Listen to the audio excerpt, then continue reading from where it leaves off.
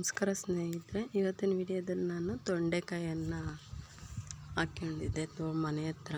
ಅದು ಹೇಗೆ ಹಾರ್ವೆಸ್ಟ್ ಬಂದಿದೆ ಅನ್ನೋದನ್ನ ನಾನು ನಿಮ್ಗೆ ತೋರಿಸ್ತೀನಿ.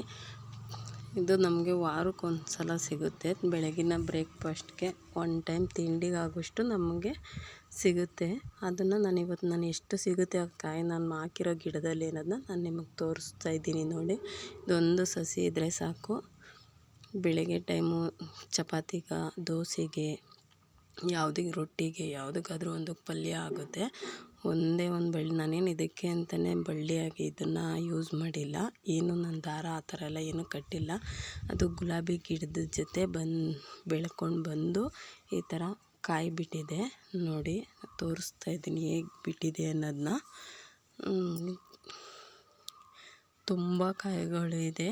ತೊಂಡೆಕಾಯಿ ಎಷ್ಟು ಚೆನ್ನಾಗಿ ಬಂದಿದೆ ಅಂತಂದರೆ, ನಾವು ಇದಕ್ಕೆ ಅಂತ ನಾನೇನು ಔಷಧಿ ಆಗಲಿ ಗೊಬ್ಬರ ಆಗಲಿ ಏನೂ ಹಾಕಿಲ್ಲ. ಸುಮ್ಮನೆ ಸಸಿ ಥರ ಹಾಕಿದ್ದೆ ಅಷ್ಟೇ. ಅದು ತುಂಬ ಚೆನ್ನಾಗಿ ಬೆಳೆದಿದೆ. ಅದರ ಹಾರ್ವೆಸ್ಟ್ ಬಂದಿದೆ ನೋಡಿ. ಕಾಯಿ ತುಂಬ ಚೆನ್ನಾಗಿ ಬಂದಿದೆ ಕಾಯಿಗಳು. ಅದರಲ್ಲೂ ಒಂದೊಂದರಲ್ಲಿ ಡಬಲ್ ಥರ ಕಚ್ಕೊಂಡಿರೋ ಥರ ಎಲ್ಲ ಕಾಯಿ ಬಂದಿದೆ. ಇದು ಶುಗರ್ಗೆ ತುಂಬ ಒಳ್ಳೆಯದು. ಇದು ಆರೋಗ್ಯಕ್ಕೂ ಒಳ್ಳೆಯದಿದು. ನಾವೇ ಬೆಳೆದು ತಿನ್ನೋದ್ರಿಂದ ತುಂಬ ರುಚಿಯಾಗೂ ಇರುತ್ತೆ. ಅದಕ್ಕೋಸ್ಕರ ನಾನು ಈ ವಿಡಿಯೋದಲ್ಲಿ ತೋರಿಸ್ತಾ ಇದ್ದೀನಿ ಹೇಗೆ ಬೆಳೆದಿದೆ ನೋಡಿ ಅನ್ನೋದನ್ನ ನಾನು ಈ ವಿಡಿಯೋದಲ್ಲಿ ನಿಮಗೆ ತೋರಿಸ್ತಾ ಇದ್ದೀನಿ. ನೋಡಿ, ಹೀಗೆ ಗುಂಚು ಥರ ಇಷ್ಟು ಚೆನ್ನಾಗಿ ಬಂದಿದೆ.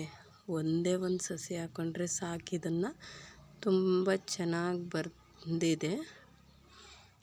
ಎಷ್ಟು ಸಿಕ್ಕಿದೆ ಅಂತ ಅಂದರೆ 1.5 kgಯಷ್ಟು ನನಗೆ ಸಿಕ್ಕಿದೆ. ಇದು ತುಂಬಾ ವಾರಕ್ಕೊಂದು ಸಲನಾದರೂ ನಾನು ಇದನ್ನು ಕೀಳ್ತಾ ಇರ್ತೀನಿ. ನಮ್ಮ ಇದರಲ್ಲಿ ಗಾರ್ಡನಲ್ಲಿ ನಾನು ಹಾಕ್ಕೊಂಡಿರೋ ತೋಟದಲ್ಲಿ, ಕೈ ತೋಟ ತುಂಬ ಚಿಕ್ಕದು. ನಾನು ಏನೇನು ಸಸಿಗಳನ್ನ ಹಾಕಿದ್ದೀನಿ ಅನ್ನೋದನ್ನ ನೆಕ್ಸ್ಟ್ ವಿಡಿಯೋದಲ್ಲಿ ತೋರಿಸ್ತೀನಿ. ಧನ್ಯವಾದಗಳು.